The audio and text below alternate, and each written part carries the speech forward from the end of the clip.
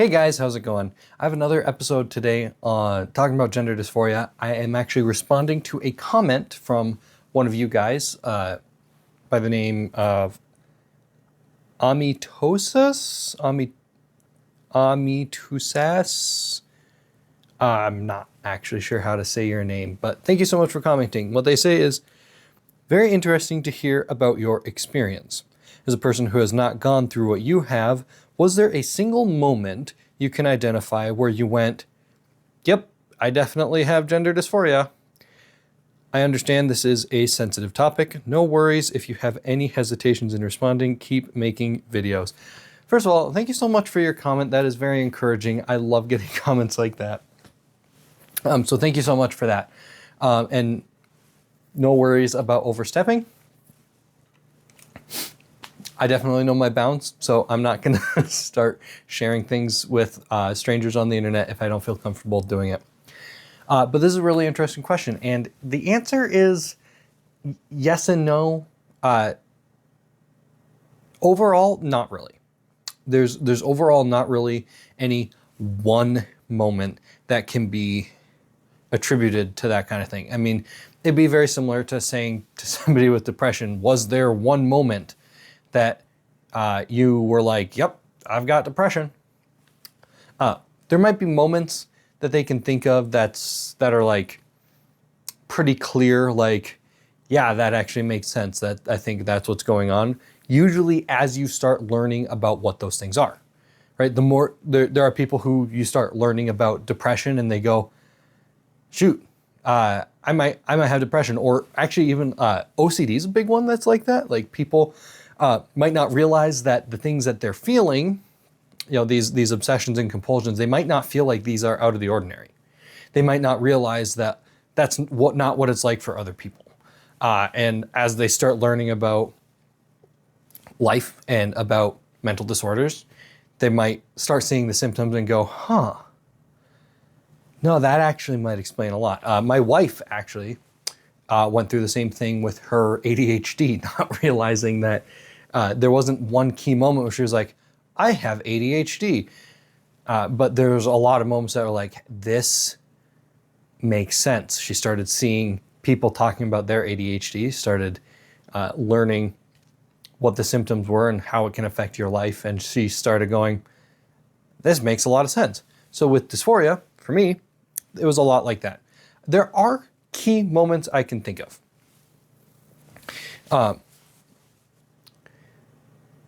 I have known I have dysphoria since I was, I don't know, probably about 16 or 17.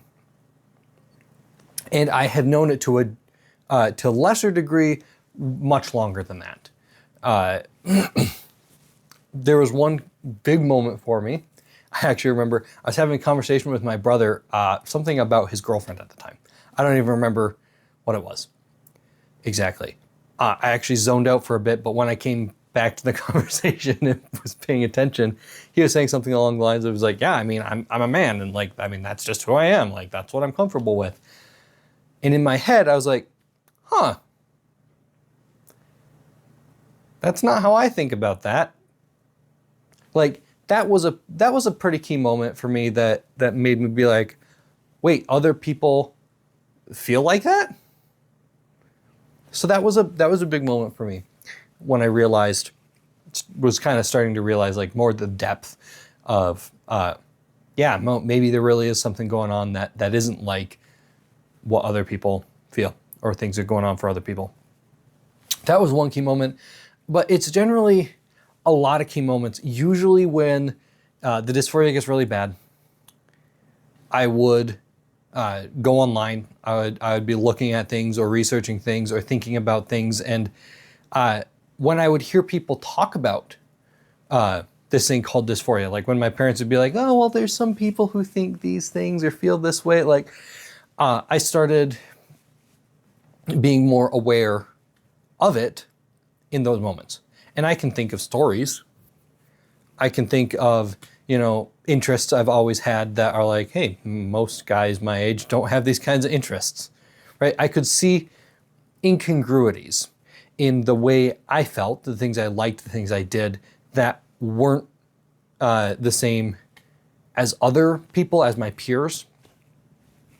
And so it was a history, a period of time where I started putting these pieces together, where I was thinking about these things, and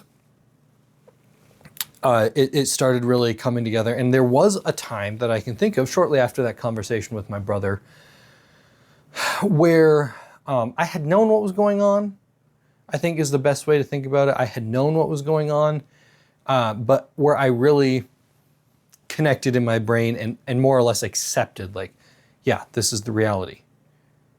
I have dysphoria. I don't have a connection with my body in the way that I should. And these things make me uncomfortable, and that's not normal. A lot of trans communities actually have a term for that process. They call people who are kind of aware of those things, but not really aware, eggs. Right? The egg hasn't cracked. You're still in the incubator. Usually, this term is used in communities in terms of specifically like trans people. So whether you realize that you're a trans person or not. I might get into that a bit in a different video about the distinction between just having dysphoria and being a trans person. The basics is trans people have taken steps to physically change themselves or socially changed. Social transition being like changing the way you dress, the way you act, the pronouns you use, things like that. Those are social transition, and then the chemical transitioning or actually having surgeries, like that kind of thing. Usually those steps are what would be considered a trans person, whereas somebody with dysphoria doesn't necessarily take those steps. So the term egg usually refers to people who haven't acknowledged or accepted that they're going to be trans. Quite yet. But yeah, it's a well-known phenomenon that you just don't realize right away, and that there are people who don't realize that that's what's going on. Since I've discovered this, and along the lines, I've had 2 different therapists, and I have received an official diagnosis from those therapists of gender dysphoria according to the DSM-5. For those of you who don't know, the DSM-5 refers to the Diagnostic and Statistical Manual of Mental Disorders, 5th edition. This is a tool used in the US for the diagnosing of mental disorders. That's something that therapists and psychologists use to diagnose specific disorders. It's a tool that they use. It's not the only one. It's not universal, but that was the standard used in my therapy and is a very common standard. A really important thing to this conversation that has to be acknowledged is not just when did I realize that I had dysphoria, but what my journey has looked like since then. Because it's actually been a battle of faith, primarily. It's not all. There's definitely a mental battle that goes on, but a big component to that battle is my journey through my faith as a Catholic. As many people are very aware, and kind of what my last video was trying to talk about, is Catholics are think about the world differently and not generally thought of as very kind to trans people. I do think that's a very vague simplification and not exactly what's going on. I wouldn't say that the Catholic Church is not open to trans people or hates trans people. I wouldn't use that kind of language, but a lot of my journey has been in this trying to reconcile what my faith teaches with the way I feel. And there's so much to say about that I might have to make a separate video on the topic. If I do, I'll probably try and link it to this one. It is, but basically the struggle there's been since that time when I started putting these pieces together and started really realizing it, that I've had to acknowledge some of the realities that the church has. One of those being is that our bodies are important. One of those being that in Catholic ethics, like we aim ourselves at the well-functioning, at the flourishing of the human person. And if we have a physical body that is important to us and it is healthy, even if we're uncomfortable with that situation, that we should not be seeking specifically the destruction of that health. And so like that's something that makes sense from an ethical perspective, but is difficult with dysphoria. And so things like that and things following along that line in realizing that if my faith is true, like I have believed it to be for years, for my whole life, growing up, for my studying at college, for those things, if it is true like I believe, then I have to somehow reconcile that with how I feel.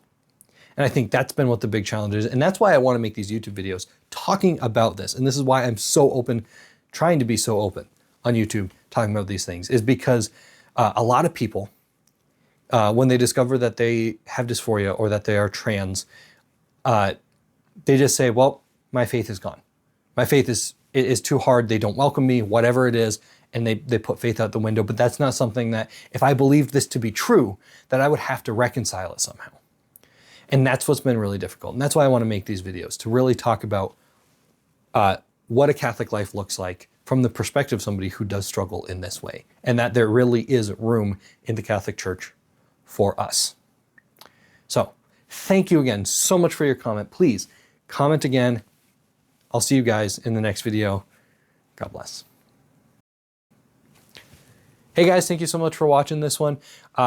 A bit more of a personal one today. I hope you liked it. If you did, please hit the like button. If you have any thoughts, comments, questions, concerns, anything like that, throw them in the comments box down below. I try to respond to every single comment, and sometimes, like this one, I actually make videos responding to your comments. So please, again, comment down below. If you want to see more videos like this, please hit the subscribe button. That way I will show up in your feed every time I upload, and I do upload twice a week. Thank you guys so much.